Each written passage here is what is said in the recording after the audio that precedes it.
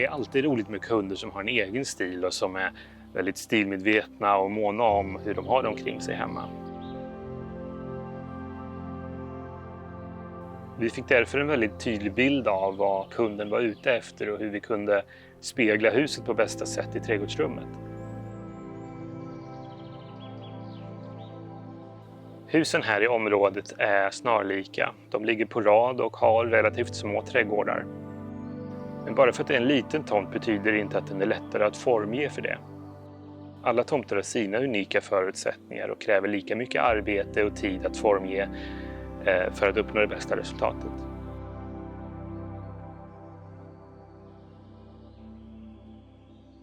Framsidan på huset som ligger mot gatan består i huvudsak av en parkeringsyta och strax intill ligger huvudentrén.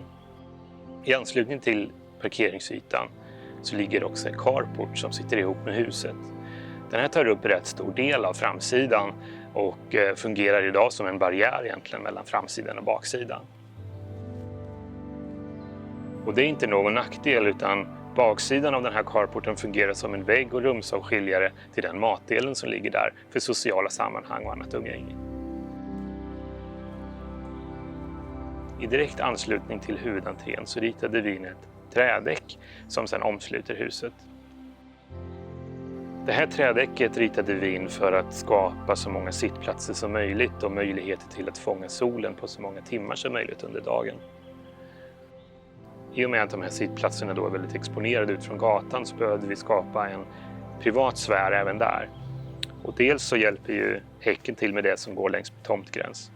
Men vi ritade även in 2 spaljéskärmar som är strategiskt utställda. Just för att skapa ett insynsskydd och en känsla av att man är omsluten av platsen. Här var det viktigt att vi inte skapade en hel spaljévägg som står längs med tomtgräns, utan det var viktigt att det var just fristående spaljéskärmar så att vi fortfarande känner oss omslutna och trygga på platsen, men inte instängda och trängda av ett helt tätt spaljéplank.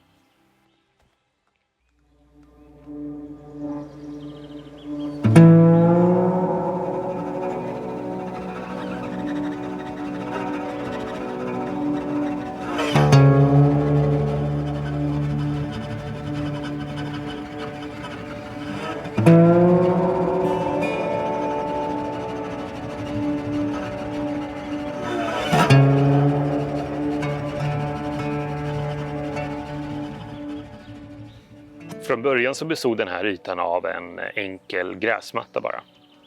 Det växte inte särskilt bra, det var skuggigt under större delen av dagen. Så för att minimera skötseln på de här ytorna så etablerade vi just en planteringsyta med mycket marktäckare som täcker upp ytan ordentligt och som möter de hårdgjorda ytorna direkt. Och därmed stryker vi gräsmattorna helt på de här ytorna. Och i de här planteringarna så hittar vi marktäckare som sockblomma, skugggröna, liten flocknäva, hakornegräs och så vidare. Och det här är växter som just täcker upp ytan ordentligt, som bildar en grön matta under stora delar av året.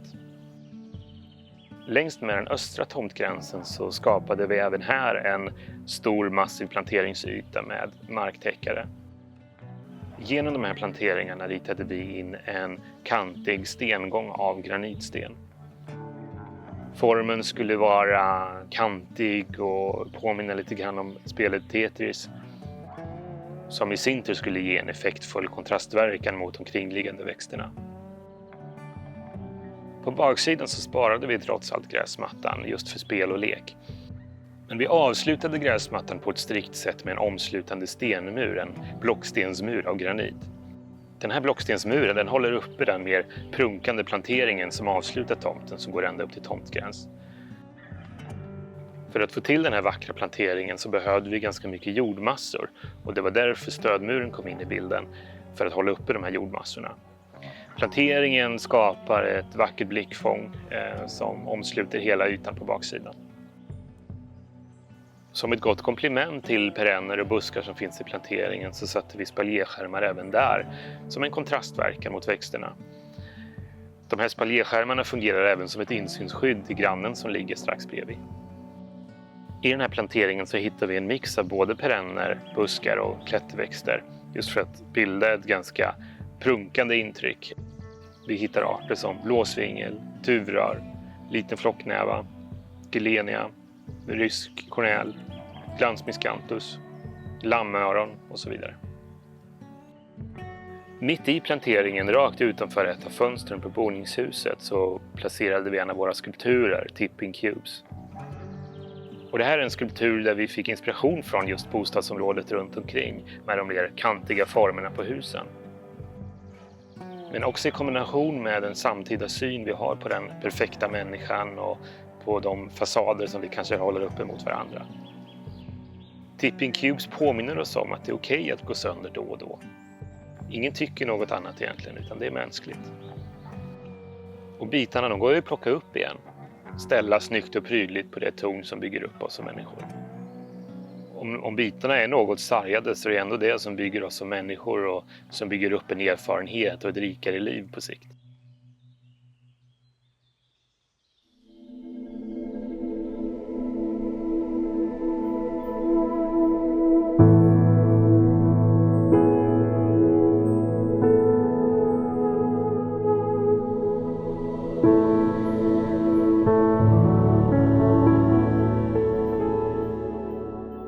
Till en början så gjorde vi en stor utbyggnad på huset, vilket lämnade trädgården i egentligen obrukbart skick, skulle jag vilja säga.